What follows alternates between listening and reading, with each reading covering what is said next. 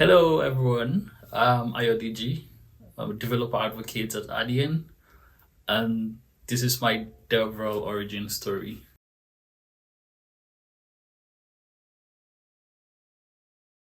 Okay, before DevRel, I work as a full-time technical program manager for a tech company in Nigeria. I was in charge of building curriculums and overseeing program activities. So my job basically was to build curriculum, to create programs for training for both kids and adults. So at some point, I taught Python, I taught JavaScript, I taught HTML and CSS. So that was my full time job. So I was also volunteering with Google as a developer community lead, where I founded the chapter in my community, GDG Pape. I also was part of the organizers for GDG Abuja. We organized several events ranging from DevFest, um, IWD, floater events. So basically, I was involved in community. I was also very involved in open source. I uh, also organize events, also co-organize the open source community Africa Abuja chapter. So it's all been community content for me before DevRel.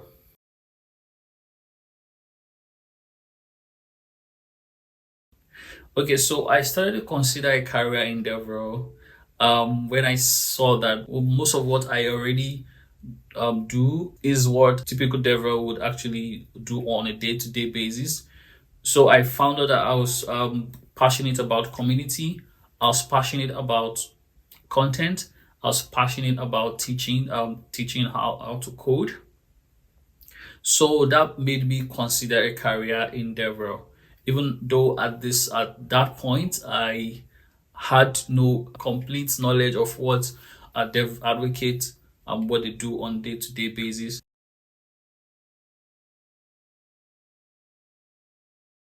I had the notion that DevRel was just about traveling and speaking at conferences. But since joining Adyen, I got to find out there are a lot of things are actually involved. There are more than just traveling. In DevRel, there's community and there's code and there's content.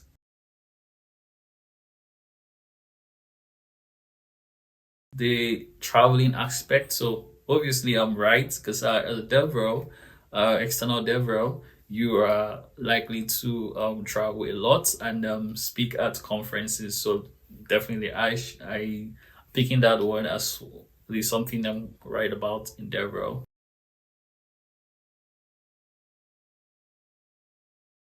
Some years back, I didn't even know what the DevRel does, and likely so many people, I still get questions. People ask me, "What do you do?"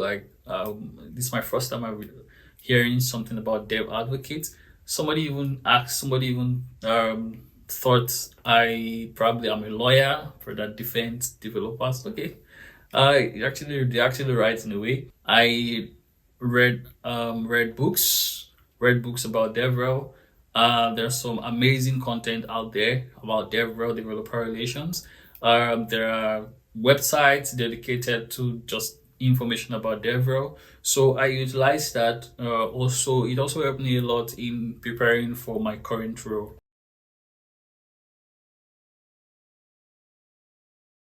Yes, in terms of individuals, so many individuals influence my choice to become a developer advocate or my choice to pursue a career in developer advocacy. Uh, One of them is Bolaji Ayodeji. It was one of the person that inspired me, and he has been in the space for so long, and I'm so inspired by what he does and how he's able to really handle the job and deliver what it entails to be a DevRel. I've been part of so many communities, so it's definitely one of the major things that inspired me uh, ranging from Google Developers Groups, Open Source Community Africa, uh, and so many other communities.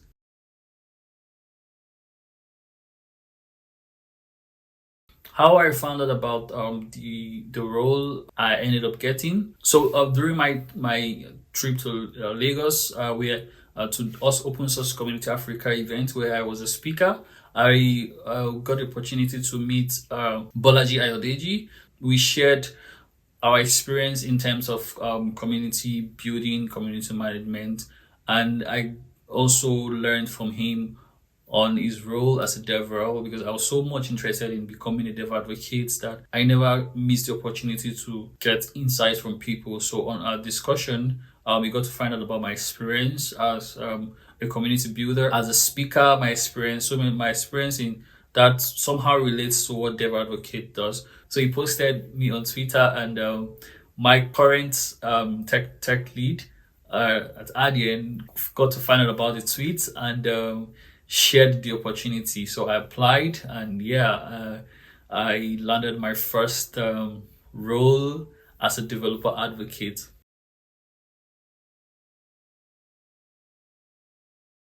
Before now, before becoming a dev advocate, I had stopped active coding. In my current role, I got to find out that I would actually need to code. How I solve this gap is going back to the habit of coding daily, and also to go back to learn the programming languages I have written and abandoned for so long, and which is very relevant to the job I'm currently on.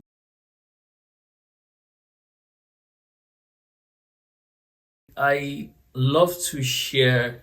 I love to share my journey. I love to share my experience. I love to get involved in building communities, and I love to get myself involved in contributing to open source.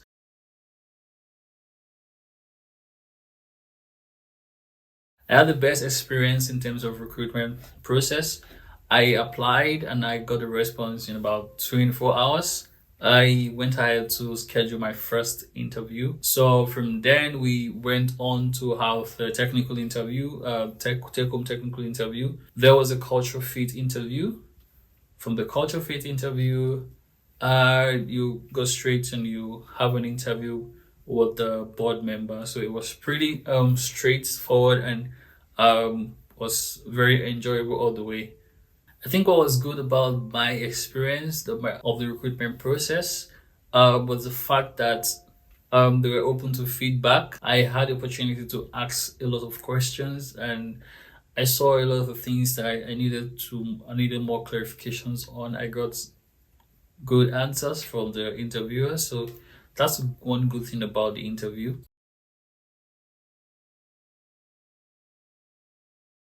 Okay, my view of DevRel has not really changed because I was doing what I'm doing before the DevRel job. Most of the my day to day activities is not a surprise to me. So I basically loving every day of being a DevRel.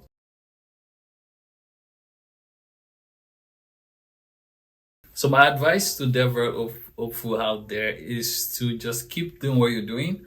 Try and connect more, attend more events, attend more community events, get involved with open source.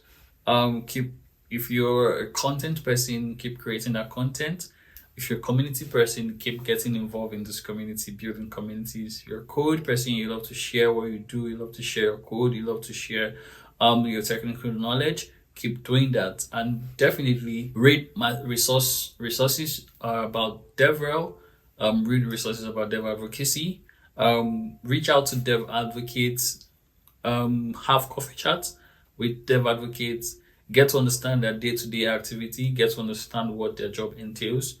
Yeah, this sort of prepares you for the dev advocate role, and definitely when you eventually land your dream job of becoming a dev advocate, you would have gathered enough insight and enough experience to be successful in the role.